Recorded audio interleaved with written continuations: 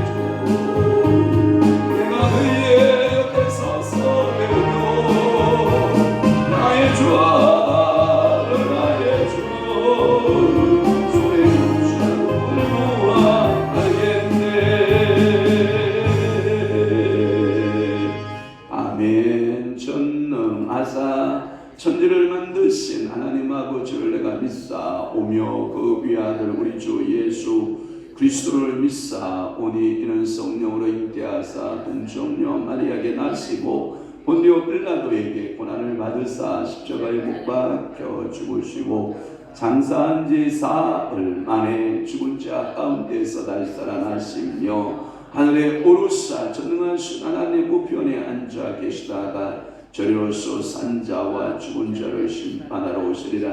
성령을 믿사오며 거룩한 공예와 성도와 성교통하는 것과 죄를 사하여 주시는 것과 몸이 다시 사는 것과 영원히 사는 것을 믿사옵나이다. 아멘. 좀 더 자자, 좀 더 졸자, 손을 모으고 좀 더 누워있자 하면 내 빈곤이 강도같이 오며 내 곰핍이 군사같이 이르리라. 그렇습니다.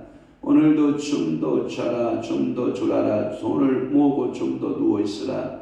한량없이 우리에게 우리의 육신엔 그렇게 요청하고 있지만 그러나 우리의 영적인 사람들은 깨어있어 하나님 아버지 앞에 늘 기도하고 깨어있어 주님 맞을 준비하고 깨어있어 우리에게 주어진 일들을 잘 감당해내되 직장인은 직장에서 사업하는 사람들은 사업장에서 또한 가정의 주부는 가정에서 최선의 삶을 살아내는 것이 오늘도 우리의 삶의 본분인 줄 알고 하나님 아버지 앞에 지혜를 구하고 건강을 구하고 하나님 아버지 오늘도 믿음으로 살아내는 법을 주님으로 깨우쳐 주옵시고 오늘도 승리하는 귀한 삶 귀한 한날 되도록 성령님께서 우리를 사로잡아 주시옵소서.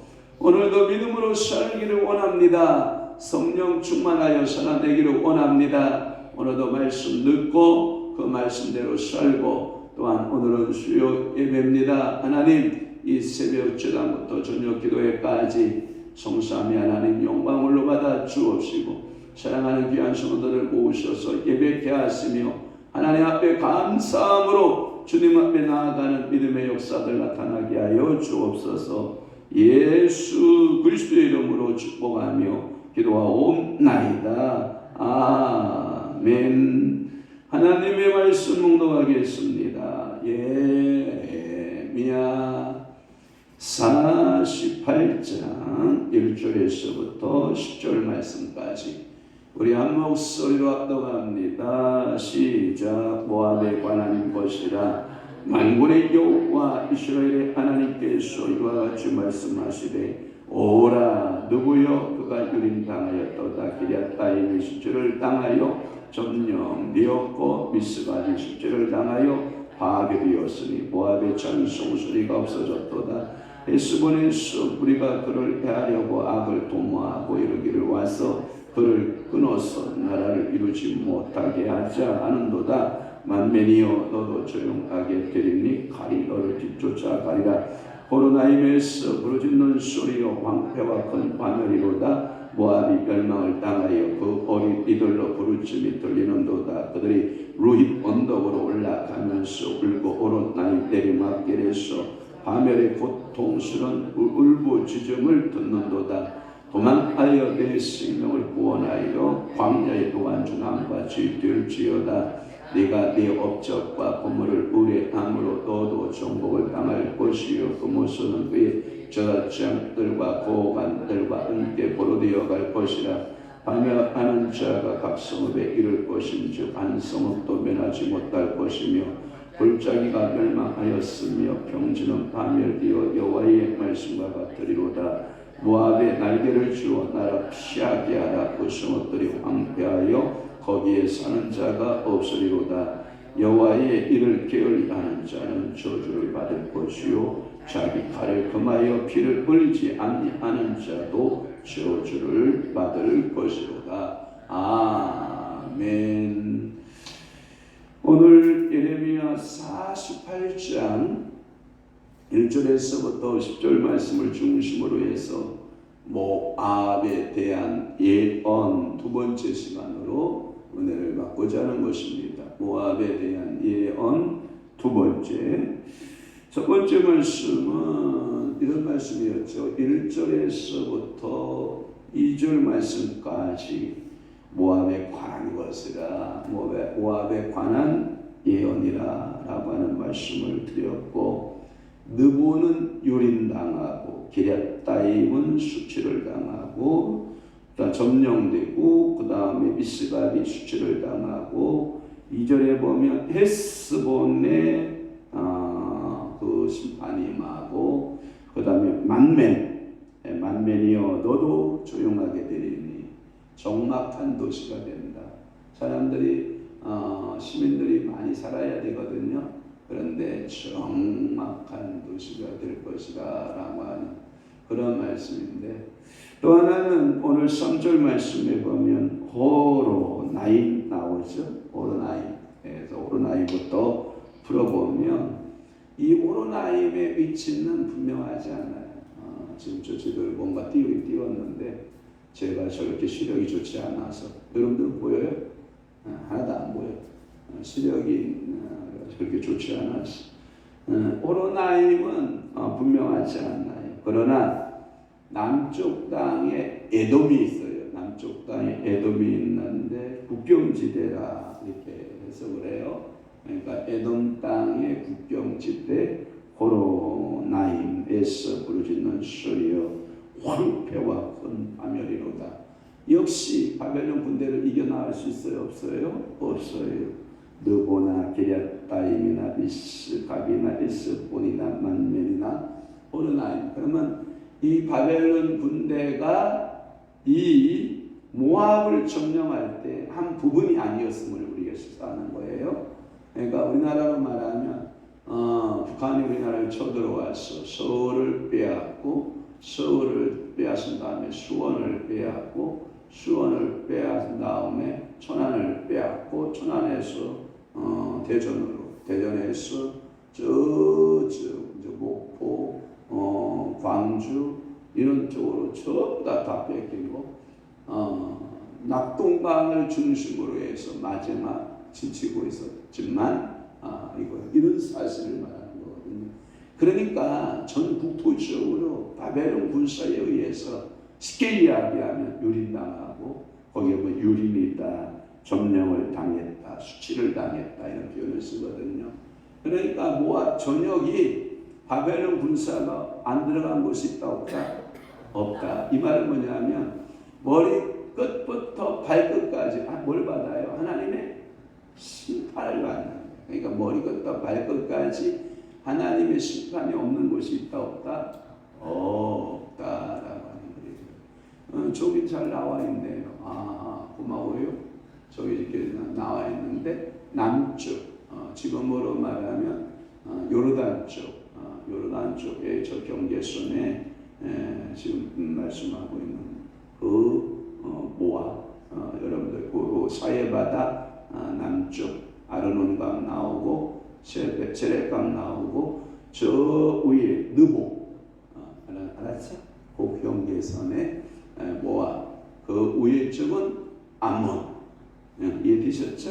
그 다음에 이쪽으로 이제 분홍색 쪽으로 나오면 거기에 이제 이스라엘인데 이스라엘 옆에 해변가에 살짝 보이고 있는 것은 가자지구, 거기서 이제 쭉 나오지만 그렇게 되어 있는 거죠. 역시 사절 말씀에 보면 그 어린 아이들의 부르짖음, 전쟁을 하게 되면 가장 고통스러운 게 두 계층이 있죠. 첫째 계층이 여자, 두 번째 계층이 어린아이. 하마스 전쟁에서 파티, 전쟁이 일어날 줄을 모르고 파티를 하고 있었을 때 많은 대학생들이 끌려가서 여인들이 처참하게 죽임을 당하는 그런 모습들을 보고 어린아이들이 고통을 당하거든요. 그러니까 전쟁에 있어서 최고의 전쟁의 피해자가 여자와 어린아이 이렇게 말씀하거든요. 그 어린아이들이 부르짖었다라고 하는 거예요. 부르짖었다는 거예요. 그래서 이 어린이들의 불침이 들리는도다 라고 하는 말씀인데, 그곳이 어린아이들을 부르짖었다라고 하는 주석을 찾아보니까 소알이라는 의미가 가지고 있대요. 소알에서 부르짖는 소리가 있는 거예요. 그래서 요단의 그 저지대의 남쪽의 사해의 동남단 쪽에, 저쪽에 보면 세렛강 밑에 이런 그쪽 지역을 말하고 있는데, 작은 성읍, 아주 작은 성인데 이와 같이 모압의 성읍들이 파멸되니까 부르짖는 소리와 들리는 곳에 모압의 멸망이 한 부분적인 곳에 된 것이 아니라 전 모압 땅에 다 그 피해가 입히게 되었다라고 하는 거예요. 또 하나 5절 말씀에 보면 그들이 우윗 언덕으로 올라가면서 울고, 또 하나 호르나임에서는 내리막길에 올라가며 울고 내리막길에서 울고, 그러니까 우리가 이런 게 있잖아요. 어떤 지역에 가면 오르는 길이 있고 내리막길이 있고, 올라가면서도 울고 내려오면서도 오는데, 성경에 보면 누이슨 올라가는 높은 지대에 있었다고 보는 거죠. 그 다음에 호르나임은 낮은 지대에 있었던 거죠. 그러니까 그들이 루이드 언덕을 올라가면서도 통곡하고, 우리나라의 유명한 노래 가운데 단장의 미아리 고기 알아요?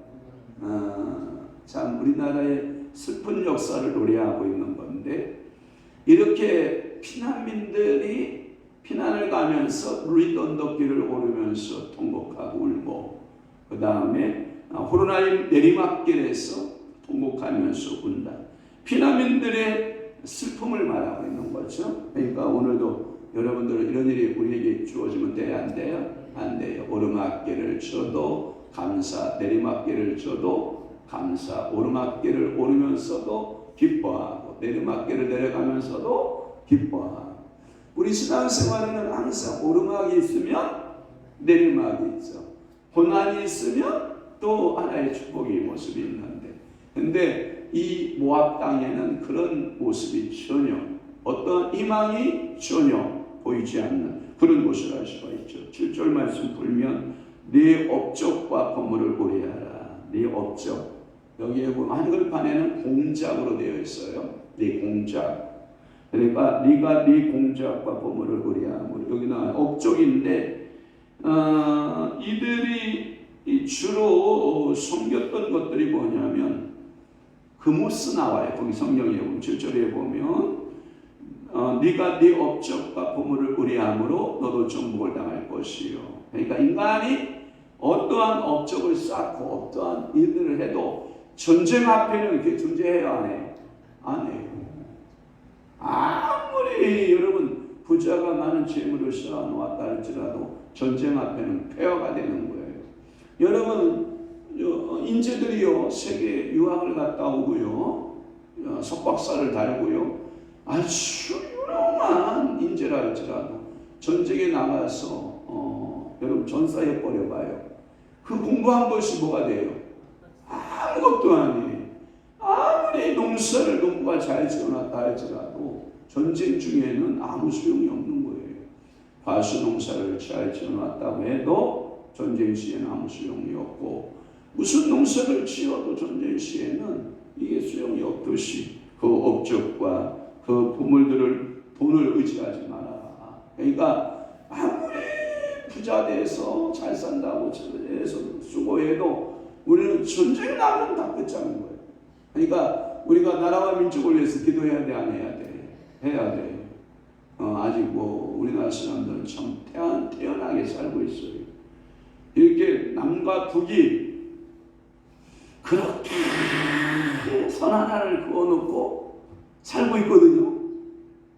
세계 사람들은 우리 대한민국을 뭐라고 생각하냐? 곧 전쟁이 일어날 나라, 긴장하고 있는 나라, 그러기를 무려 거의 70년 이상을 하고 있는 나라, 이렇게 보고 있거든요. 그런데 우리는 내일 전쟁 난다 생각하는 사람 한 사람도 없잖아, 그죠? 그러니까 외국인들은 걱정하고 있는데 막상 살고 있는 우리는 평안하다. 좀 더 쌓아보자, 좀 더 공부하고자, 좀 더 보자. 아니에요. 국방력에 있어서 여러분 전쟁에 들어가면 이 모든 것이 다 물거품이 되는 거예요. 그러니까 우리가 이 땅에 평화가 임하기를 원해서 기도해야 돼요.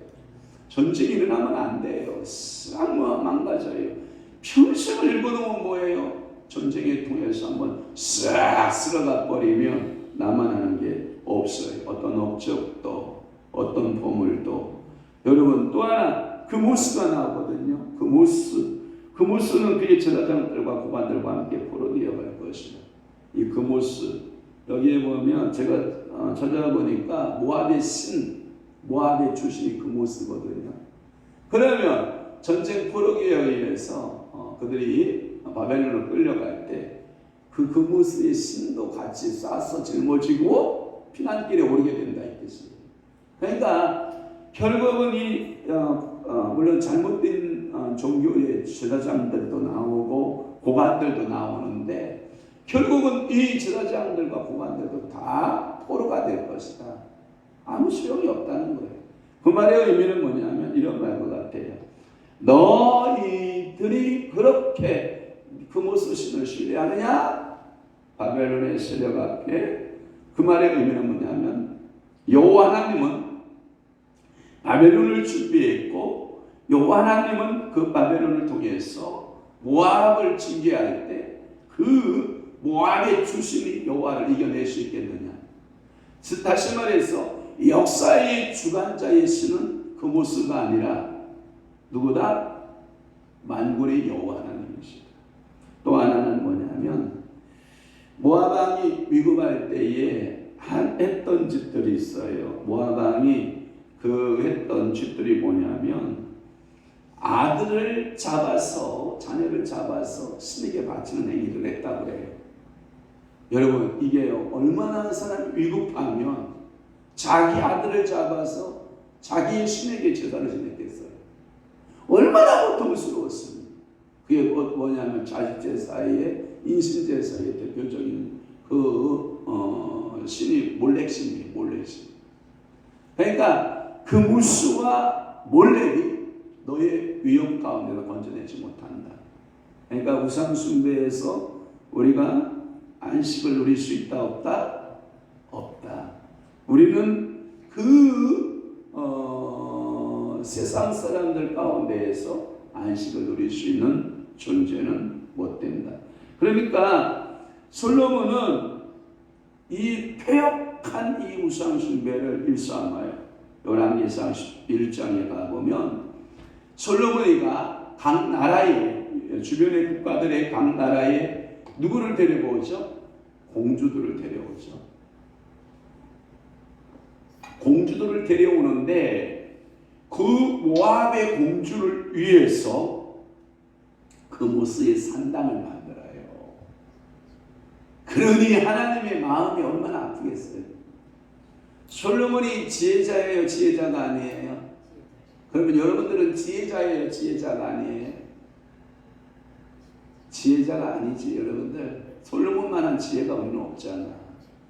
여러분 인간으로 태어나서 솔로몬만한 지혜를 가진 사람이 많지 않은데 그 지혜자도 우상숭배 한다고요. 그럼 나는 우상숭배 할 확률이 더 많죠. 여러분 깨어 있어야 돼요. 그래서 이 솔로몬의 이 모압의 왕비들을 위해서 그무스 신당들을 그 산당들을 세우기 시작을 했고, 그들은 그 그무스가 자신들의 생사함을 주장한다고 생각하고 그 우상을 싹 짊어지고 피난길에 올랐다라고 하는 거예요. 전쟁사에 보면 대부분 피난길에 오를 때 자기 신들을 이렇게 모시고 떠났다고 그래요. 그 중에 대표적인 예가 여러분들 드라빔 사건 알죠? 야곱이가 라반의 집에 가서 몇 년간 봉사하고 종살이 하죠? 20년간 하죠. 레아를 위해서 몇 년? 7년. 그 다음에 라헬을 위해서 몇 년? 저를 봐봐요. 뭐 이렇게 열심히 봐? 저를 봐야 돼요. 그래서 라헬을 위해서 7년. 그러면 7 플러스 7은 14년. 자기의 가축 재산 불리기를 몇 년? 6년. 그래서 여인 둘을 얻는데 14년을 보내고 자기 가축을 불리는 데 있어서 6년을 해서 도합 20년. 그런데 라반에게 있어서 잘못된 신앙관인데 그것이 누구에게 전수가 되냐면 그의 딸 중에서 라헬에게 전수가 되는 거죠. 우리 가족의 신 드라빔 신이 우리를 풍요롭게 한다라고 믿는 거예요. 그래서 아버지 집에서 나올 때 그 신을 훔쳐가지고 나오는 거잖아요. 그러니까 야곱이를 뒤쫓아가는 거죠. 양떼 찾으러 가지 않았어요. 야곱을 뒤쫓아갔을 때 자기 딸들을 찾으러 가지 않았어요. 종들을 찾으러 간 게 아니었어요. 라반이 쉴 때 온 것은 뭘 찾는 거예요? 자기의 신을 찾는 거예요. 신을. 왜? 그 드라빔 신이 우리 가문의 풍요의 신이다. 그 드라빔 신이 우리의 삶의 원천이다. 이렇게 본 거예요. 그러니까 야곱이는 떳떳했던 거죠. 왜? 야곱은 여호와 하나님을 섬기거든요.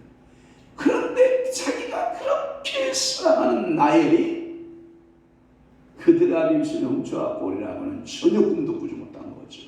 그러니까 이 야곱이가 입 바른 소리를 하잖아요. 입 바른 소리를. 절대 사람은 입 바른 소리 하면 안 돼요.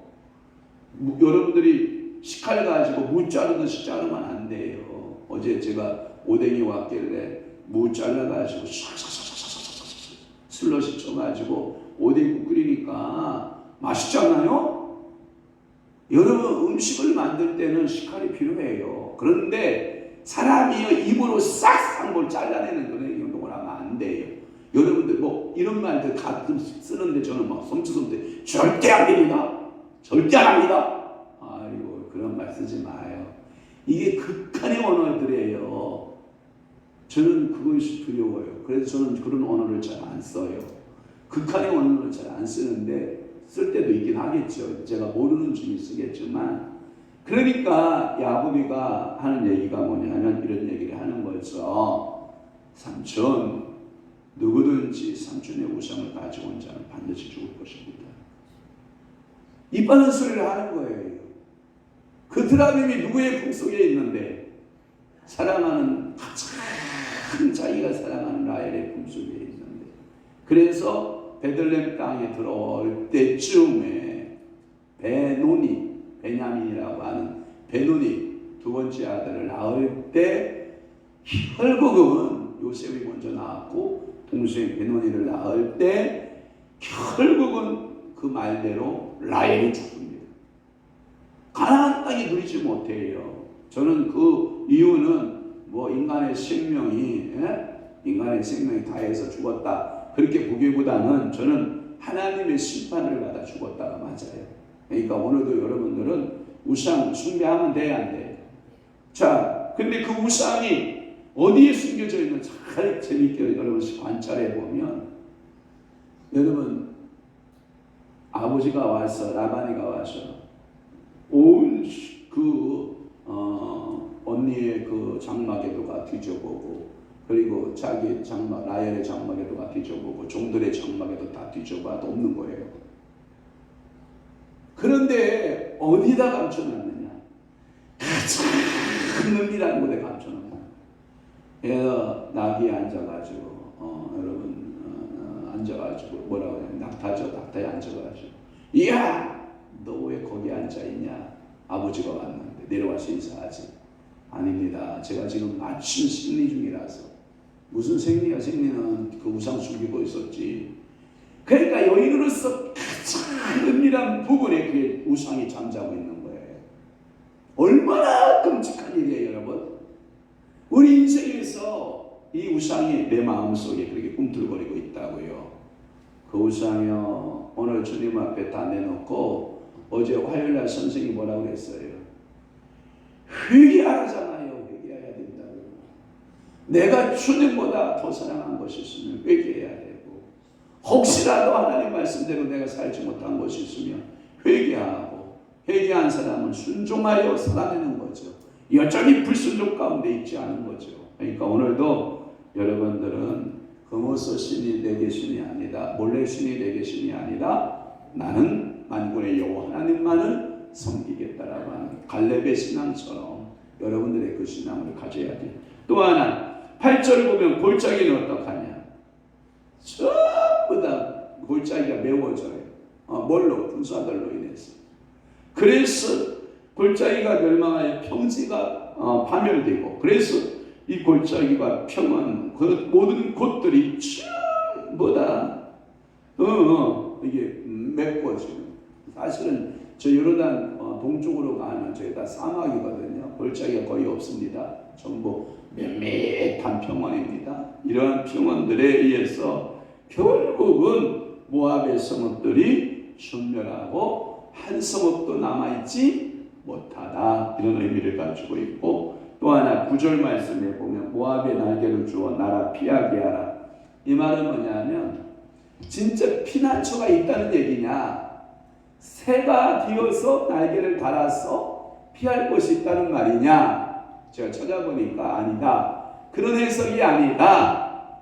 새가 날기를 시작한 거예요.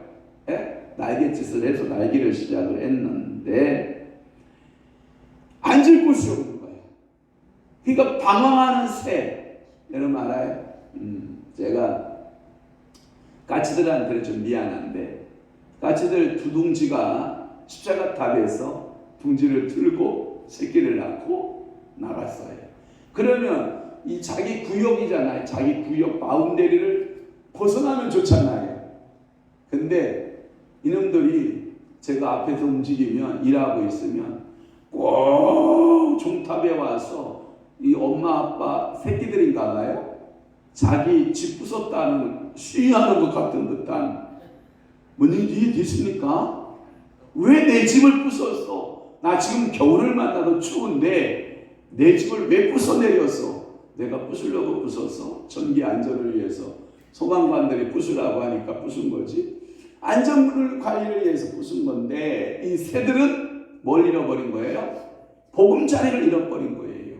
그러니까 이 새들이 방황하는 모습을 보면 꼭 제가 뭐 빗자루질을 하고 있거나 강아지 밥을 주고 있거나 꽃을 관리하고 있거나 이 물을 주고 있으면 꼭 위에 와서 이놈들이 시위하듯이 그 옥상에서 농작물을 가꾸고 있으면 바로 옆에 제 머리 위를 슥슥 지나다니면서 시위하듯이 이 까치들이 난리를 치는 모습을 보면 이 결국은 모압은 새처럼 방황하는 새같이 이리저리 날면서 안식처를 찾지 못하는 모습을 구절에 표현하고 있다. 마지막으로 10절 보겠습니다.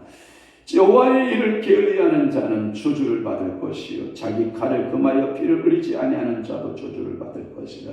이 말의 의미는 뭐냐면 내가 모압을 심판의 도구로 심판의 받을 자들로 바벨론 땅에 넘겼다.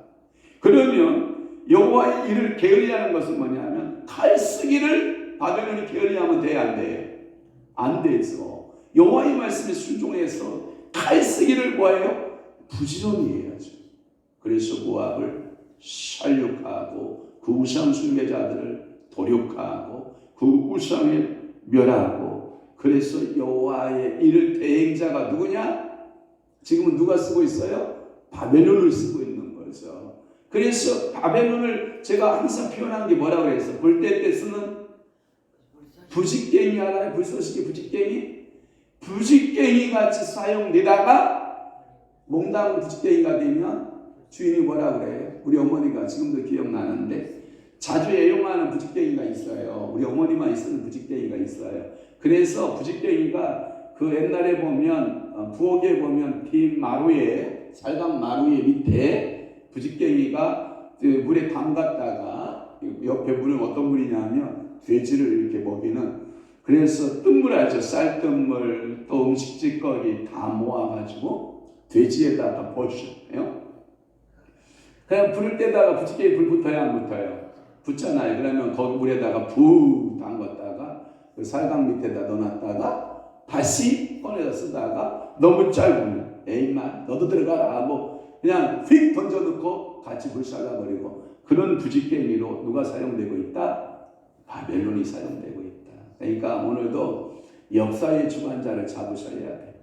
내가 바벨론을 잡아야 되냐? 내가 아수르를 잡아야 되냐? 내가 애굽을 잡아야 되냐? 내가 구스를 잡아야 되느냐? 이런 갈등을 하지 말고 역사의 주관자이신 누구를 잡아라?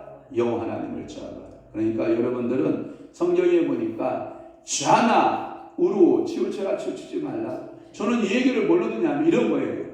이 좌 어떤 당, 우 어떤 당 여기를 의지하지 말아라. 우리의 모든 행복은 누구에게 있다? 여호와 하나님께 있다. 또 하나 좌, 또 하나 우 어떠한 큰 나라 우방을 의지하지 마라. 어떤 이 바다 건너에 어떤 우방을 믿지 마라. 그럼 누구를 믿으라? 여호와 하나님 아버지를 믿으라. 또 하나 그것을 개인으로 적용하는 여러분들의 통장을 믿지 마라. 또 하나 여러분들의 건강을 믿지 마라. 어떠한 좌나 어떠한 우를 신뢰하지 마라. 여러분들의 신앙의 중심은 누구를 의지하라? 만군의 여호와 하나님을 신뢰하라. 개인이든 단체든 국가든 우리의 생사업을 주관하는 분은 오직 누구밖에 없다?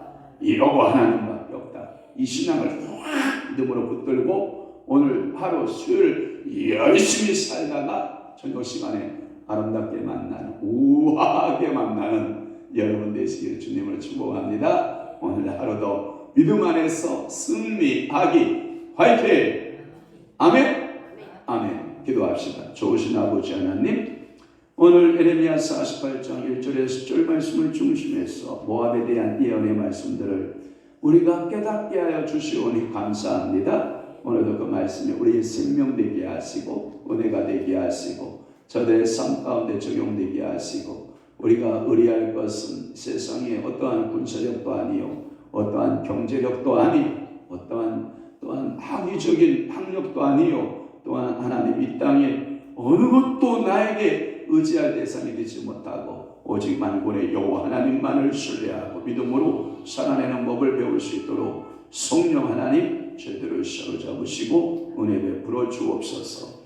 이제는 우리 주 예수 그리스도의 은혜와 하나님 아버지의 극진하신 사랑하심과 성령님의 감화 교통 내주로 역사 충만하시니 오늘도 전적으로 여호와만을 신뢰하고 믿음으로 승리하여 살기로 각오하고 결심하는 사랑하는 귀한 성도들 심령 위에와 교회 위에 이제부터 영원토록 함께 있을지어다. 아멘.